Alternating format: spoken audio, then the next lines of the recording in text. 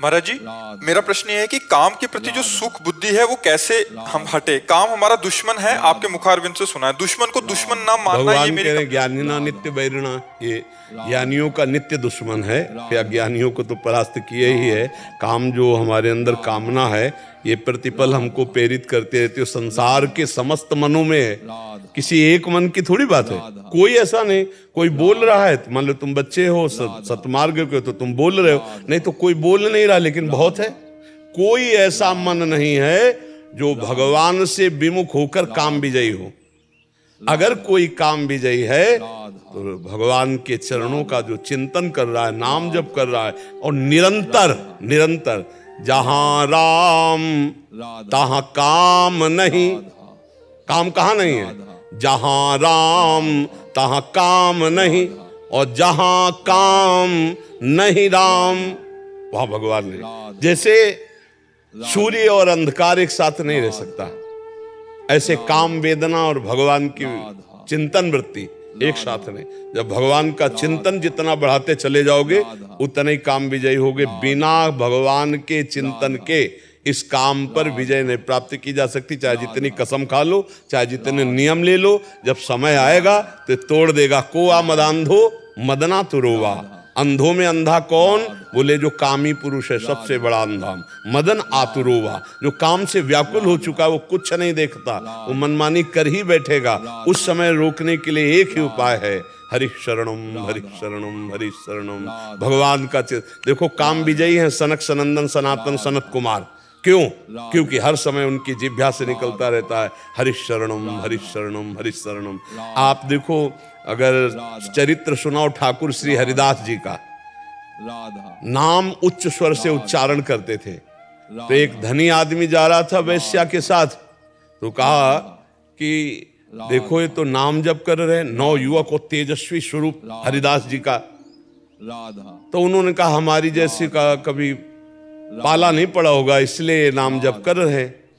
तो उनका ये ऐसे तो नहीं दिखाई देते। तो उन्होंने कहा कि जितना रुपया मांगोगे देंगे, तुम इनको गिरा दो इनके मार्ग से। तो उनका ये तो हमारे ऐसी, वो समझती थी कि नौजवान हैं, अभी आकर्षित कर लेंगे जाके। श्रृंगार करके नौयुवती थी कुटिया में बैठी, कहा ए बाबा हम आपसे बात करना चाहती। उनका कृष्ण कृष्ण हरे हरे राम है। हर समय महामंत्र का बहुत जोर उसे उच्चारण करते हुए दिन भर लगे रहते नाम में। और वो एक दिन आई, 2 दिन आई, तीसरे दिन आई तो रो पड़ी कि ऐसे पवित्र आत्मा जो निरंतर नाम जप कर रहे हैं, इनके प्रति मैं गंदी बात रखती हूँ। रो पड़ी और रो के कहने लगी कि क्षमा करो, मैं गंदी वासना से आई थी। तब वो रोके, काम हो गया। तो उनका भगवान तुम्हारा मंगल करे। तुम बोले मैं बहुत पापिनी हूँ, मेरा कल्याण। बोले जो नाम जप कर रहा हूँ इसी नाम जप को। आप सोचो, 3 दिन जंगल में एकांत कुटिया में कोई जवान भ्रष्ट करने के लिए गई ही है, और मन न चलाए मानो। ये है काम विजयी। कैसे? नाम से। जहां राम तहां काम नहीं। अगर भजन है भगवान का तो आप जीत सकते हो, नहीं ड्रामेबाजी से काम विजयी नहीं हो सकते। बड़े बड़े को परास्त कर देने की सामर्थ्य और सबके मनों में है। ऐसा नहीं है, पशु पक्षी सब सबके मनों में काम है। वही केवल निकल सकता है जो भजन करता है। भजन ही एक, इसीलिए हमारे हर प्रश्न का उत्तर जाएगा आखिरी में नाम जप में। नाम जप में बिना भजन बल से आप काम विजयी नहीं हो सकते। थोड़ी देर के लिए आप कसम खाओगे, थोड़ी देर के लिए नियम लोगे, लेकिन जब उसका आवेश आएगा तो आप फिर पागल हो जाओगे। किसी और की जरूरत नहीं, अपने आप से अपने आप को नष्ट कर दोगे। काम ऐसा बलवान है, ये अपने आप से अपने आप को नष्ट करवा देता है। इसलिए नाम जप करो, भगवान की लीलाएं गुणगान करो, भगवान का भाव रखो, और जिससे भी मिलो उससे अच्छा व्यवहार करो। ये आजकल जो मोबाइल चला, ये काफी बुद्धि को नष्ट करने का भी काम करता है और बुद्धि को शुद्ध करने का भी काम करता है। देखो, मोबाइल से ही आप लोग यहाँ आए हैं, मोबाइल से सत्संग सुना तभी तो आप यहाँ आए। और मोबाइल से ही आजकल बच्चे गंदी बातें देखकर गंदे आचरणों में उतर रहे हैं। बहुत ज्यादा ये गंदगी कि जैसे अब एकांत हो गए, कमरा बंद कर लिया, अब मोबाइल से जो चाहो देख सकते हो। अब गंदी गंदी बातें देखोगे तो काम वेदना बढ़ेगी। अगर किसी को काम व्याकुल करता है तो पक्का वो कोई गंदा मित्र है, गंदा दृश्य है, गंदा खान पान है, नहीं तो काम का कार्य है, स्फुरण हुआ और चला गया। ये नष्ट नहीं कर सकता किसी को भी। ये केवल स्फुरण होता है, ऐसा नहीं कि आता नहीं, स्फुरण होता है। जब भजन से परिपक्व पवित्र हृदय आता है तब नहीं आता, नहीं तो ये स्फुरण होता है। अपने लोगों ने देखा है और बस चला गया। अब अगर उसका स्वागत करोगे तो फिर गिर जाओगे। तो पहला नियम लो, आज से मोबाइल से गंदी बात नहीं देखोगे, वृंदावन में बैठे हो।